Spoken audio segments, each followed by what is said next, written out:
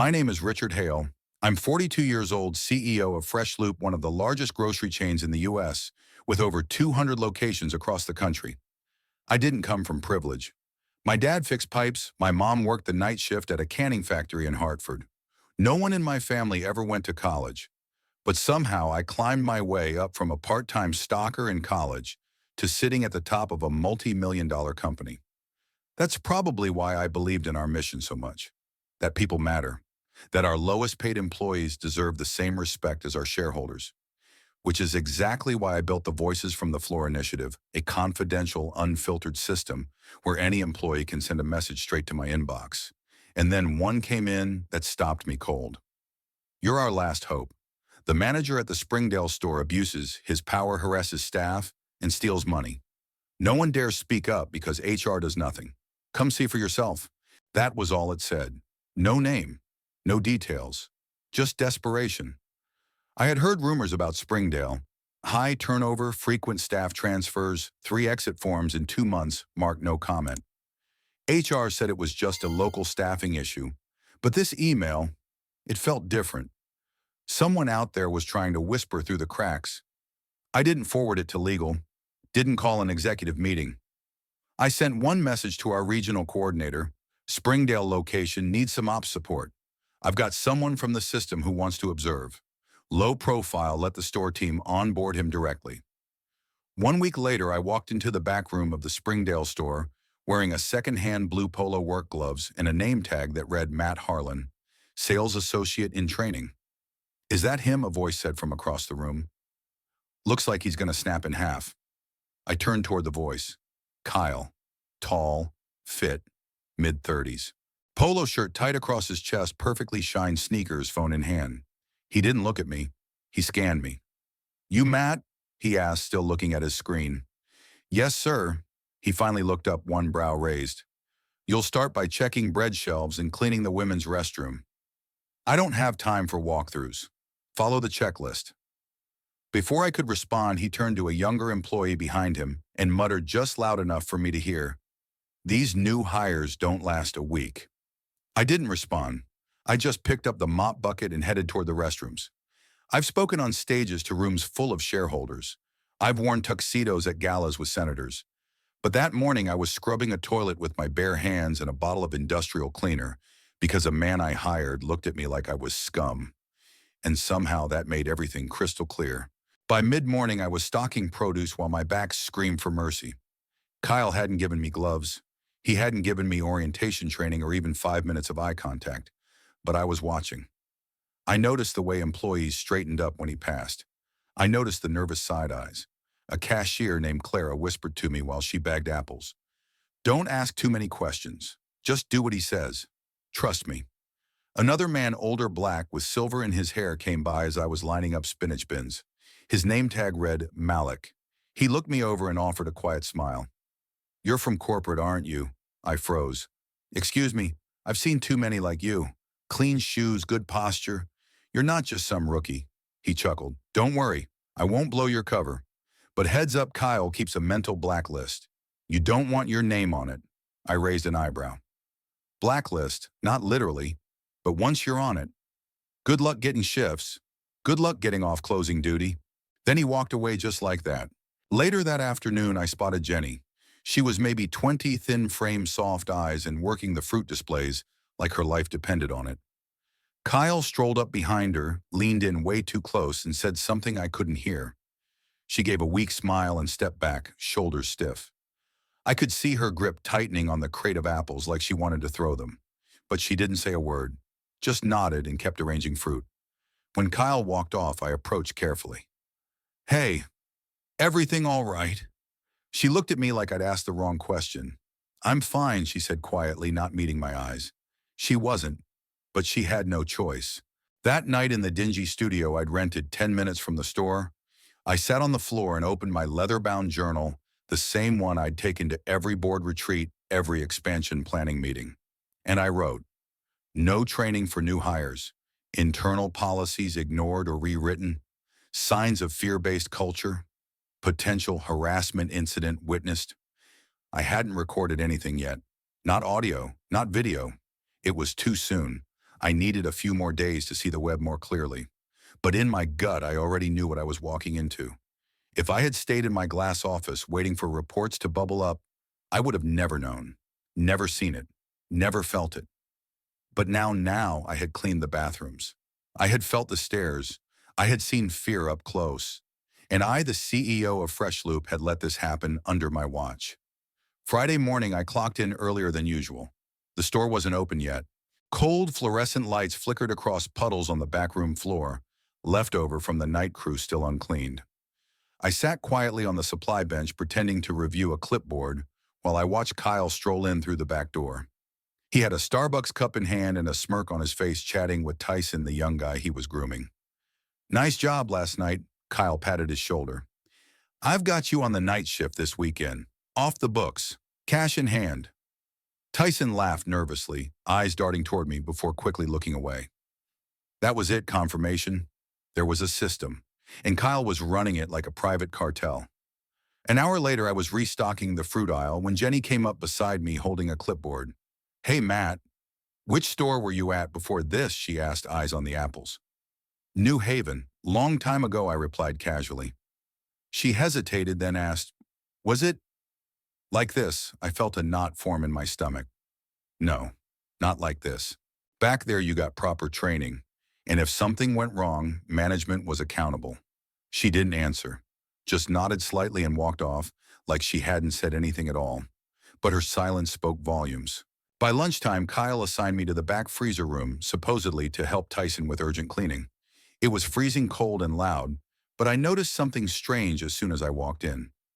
Tyson had 2 boxes of high-end salmon, the kind that's usually pre-ordered, and a brown paper bag sitting quietly by the crates. "No need to scan these," he muttered quickly. "Just help clear the aisle. Kyle needs it spotless for tonight's shipment."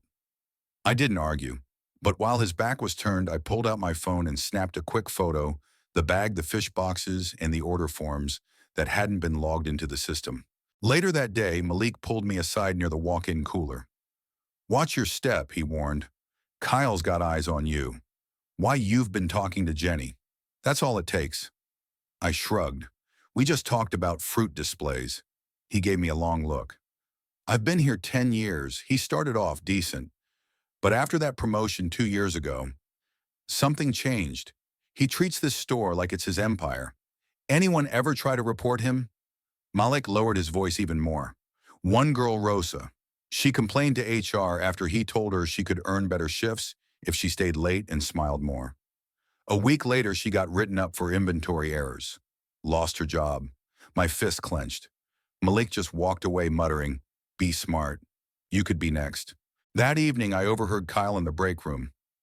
"Jenny, I need you to cover the customer service desk tonight." "I'm off at 7, she said softly. He smiled. "I know, but I need someone sharp.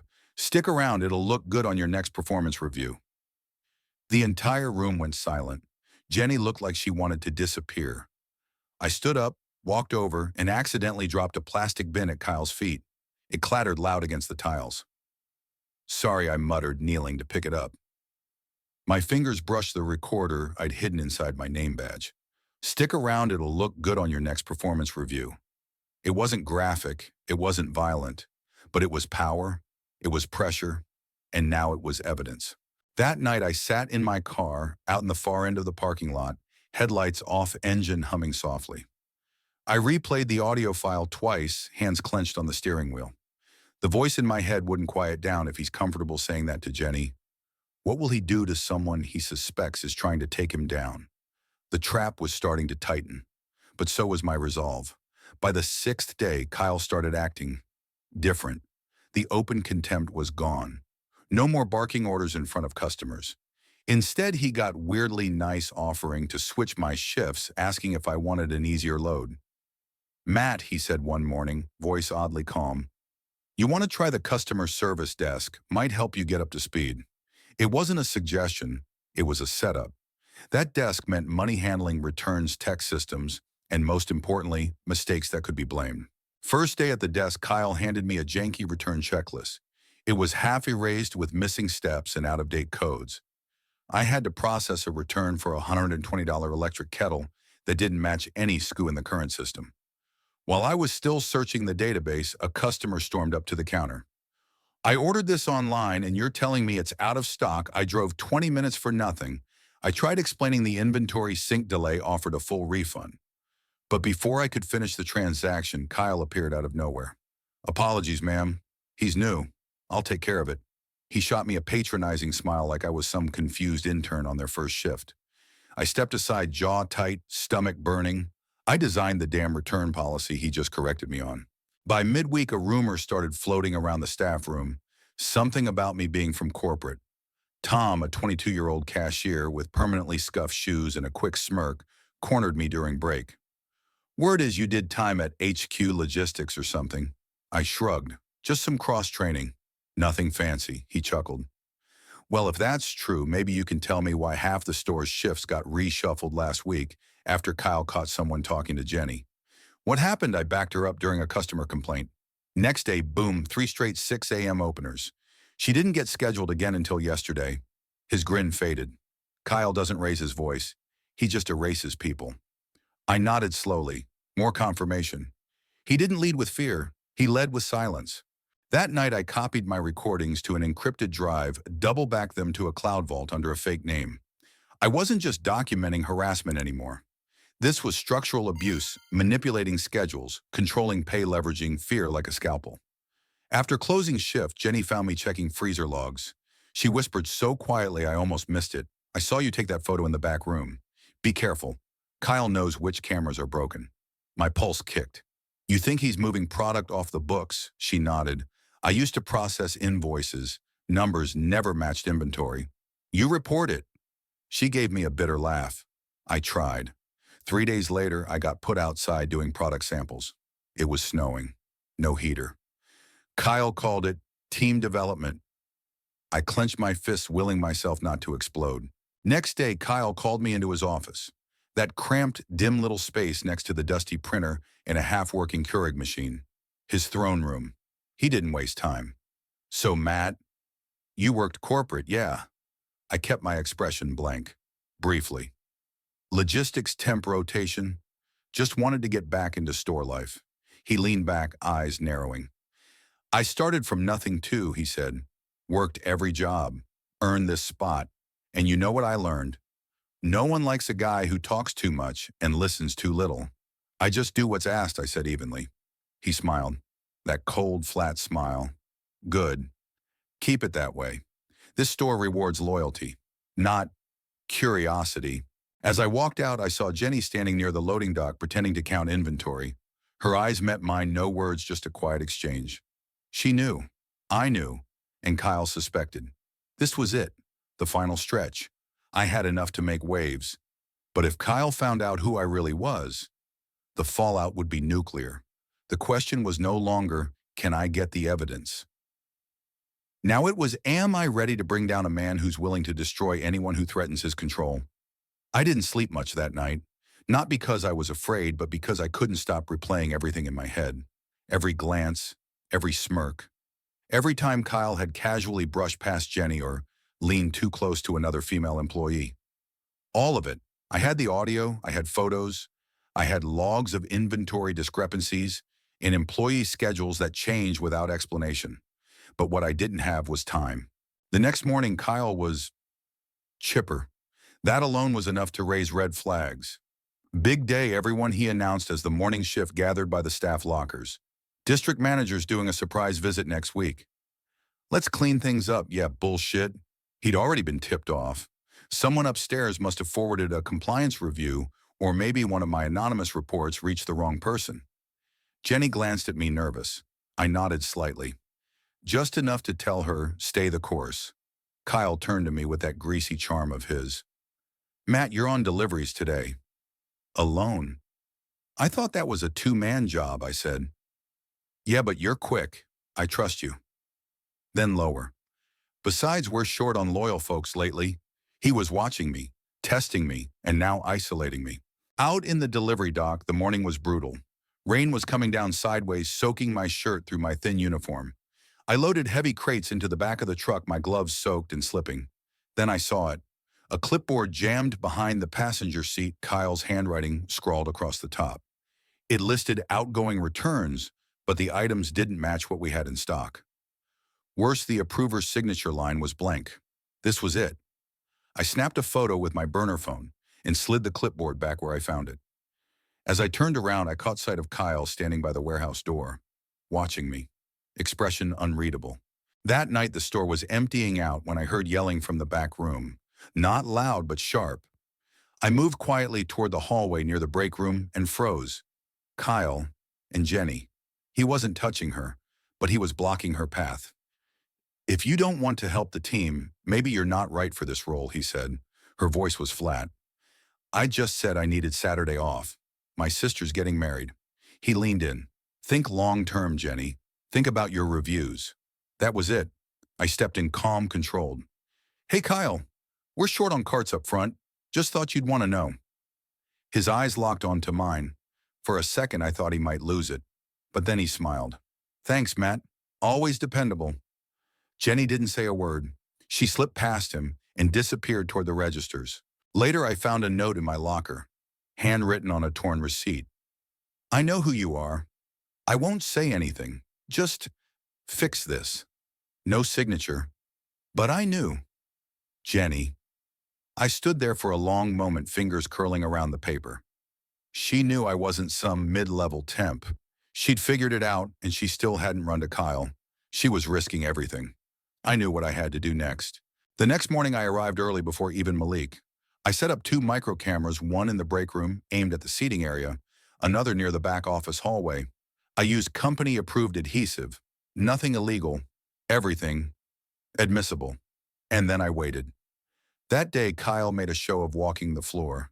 He gave out compliments, asked Jenny if she needed a break, even offered to buy Malik lunch, a snake shedding its skin. But I knew it was an act. His eyes kept flicking to the ceiling corners, to the locked office, to me. And then just before close, he made his move. "Matt," he called out. "Need a quick word in my office." I followed him in. The door shut behind us. He didn't sit down. "You're not who you say you are," he said quietly. I said nothing. "You think I don't notice when someone starts asking questions?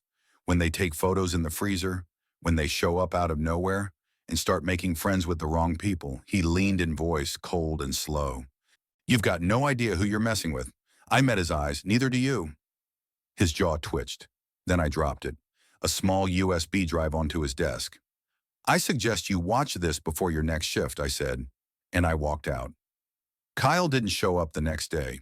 At first, no one noticed. The early shift ran smoother than usual. Jenny had a quiet glow about her, like a weight had finally been lifted. Even Malik cracked a joke during stock intake, the first I'd heard from him in days. Then noon rolled around and people started whispering. Kyle's car wasn't in the lot. His office door remained shut. By 2 p.m., word had spread. He'd called in sick for the first time in 2 years. I smiled. Not because he was gone, but because I knew what was coming. That night, I activated the final part of my plan.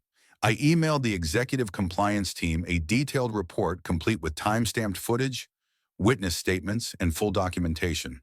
I labeled it Urgent Springdale Location, Systemic Abuse and Fraud Investigation. Within 18 hours, I received a reply. "Thank you for your submission. An executive oversight team will be conducting an in-person review immediately. Please remain discreet." Discreet? Right. I'd been scrubbing floors, hauling pallets, and pretending not to know what I knew for 2 weeks. I could hold on for one more day. The next morning, I dressed differently. No more faded uniform. I wore a clean navy button-down tucked in. No badge. No name tag. And when I walked into Springdale, every head turned. Tom did a double take. "Dude, what happened to Matt the cart guy?" I smiled. "He's taking the day off." A black SUV pulled up outside. 3 people stepped out, 2 in suits, 1 in a corporate HR vest. I walked out to greet them. The looks on everyone's faces were priceless. Jenny stood frozen behind register 2 Malik, halfway through breaking down a produce pallet. "Is that corporate?" someone whispered. I nodded at the team and led them inside. We didn't make a big show of it. No announcements, no meetings. Instead, we pulled the security footage, reviewed reports, and quietly began one-on-one interviews in the office Kyle once ruled. Jenny went in first. She came out 10 minutes later, eyes glassy, shoulders shaking, but with a look of relief I'll never forget. Then Tom. Then Malik. Then two more employees I barely knew by name. Each of them told stories, some about shifts manipulated for retaliation, some about sexist comments, false accusations, docked pay. It was a flood. At 3:17 p.m., Kyle walked in, disheveled, pale, sweating. His eyes locked onto me immediately. "You," he whispered. "Mr. Hale," said one of the executives standing. "Please come with us." He tried to keep his cool, tried to laugh it off. "You're making a mistake," he said. "This is all some temp trying to play hero. I've got 20 years of spotless history. Actually, I cut in, you've got 20 years of fierce silence and a dozen buried complaints no one ever followed up on." He blinked. I'm Richard Hale," I said clearly, "founder and CEO of Fresh Loop, and I've been working under your roof for the past 2 weeks." The room went still. Someone dropped a clipboard. Kyle turned red, then white. His lips moved, but no sound came out. An hour later, Kyle was officially suspended pending a full investigation. Legal was already combing through the records. HR issued a no-contact order. Police hadn't been called yet, but the financial discrepancies alone would likely bring them in. Before he left, he turned to me, eyes full of desperate rage. "You set me up." "No," I said. "You set yourself up. I just hit record." That evening, I gathered the remaining team on the floor. "I owe you all an apology," I said. "You deserved leadership that listened, that protected you. You didn't get that. But that changes now." I turned to Jenny. She blinked stunned as I held out a folder. "Jenny Simmons," I said, effective immediately. "You're the acting floor manager. We'll support you with training and full oversight." Her hands trembled as she took it. "I'm just a part-timer," she whispered. "No," I smiled. "You're the reason this place still functions." The staff erupted in applause. Malik grinned. "Guess I'll finally start showing up on time." We laughed. For once it wasn't forced. It was the first real breath the store had taken in years. Springdale didn't change overnight, but it changed. Jenny took to her new role like a natural, stern when needed, kind when it mattered. Malik became a kind of floor sage, offering quiet wisdom between deliveries. Tom smiled more. The others began speaking up. And for the first time since I'd stepped through those backroom doors, I didn't feel like I was walking into a war zone. I returned to corporate a week later, back to boardrooms and stock forecasts, to polished emails and catered meetings. But something had shifted. Me.